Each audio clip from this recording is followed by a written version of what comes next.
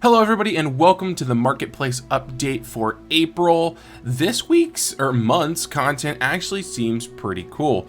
So we have an endless procedural world. I have not looked into this. I assume it's mostly the code for an endless procedural world, something great to learn from. We have some isometric assets if you're going to make some kind of isometric game that would need these sort of futuristic yet ancient looking assets. We have some 70 underwater assets.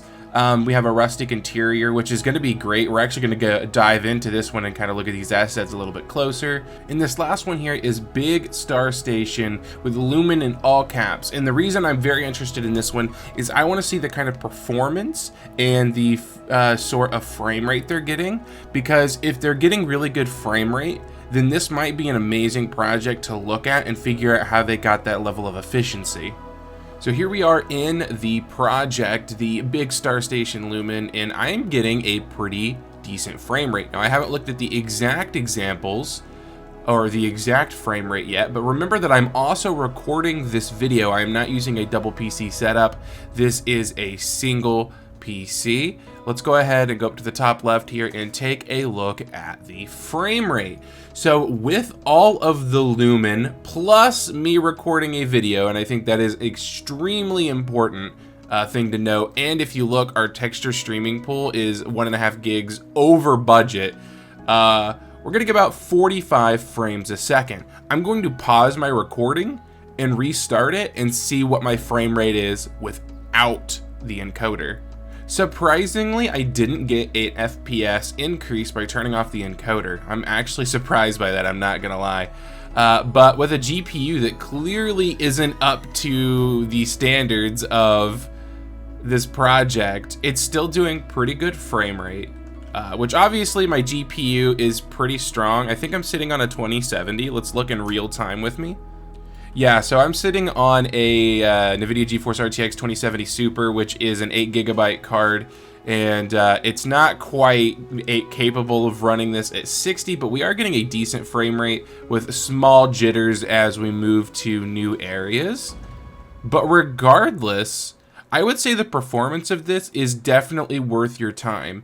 Because of the amount of rect lights I'm seeing, it's something that I'm extremely interested in, because whenever I make a project like this, I don't use rect lights very often.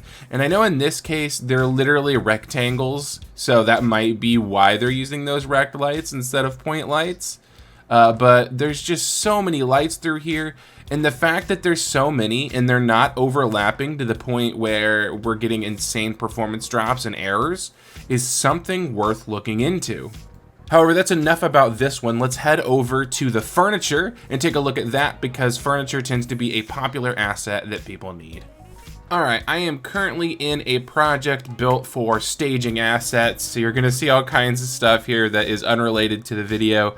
But what we're looking for is this Mediterranean folder, and normally, just like that, they'll come with a map that you can go to that will show you all the assets in real time. So here we are in the map, fully loaded, and the first thing that I'm noticing about the map is we have different pictures here.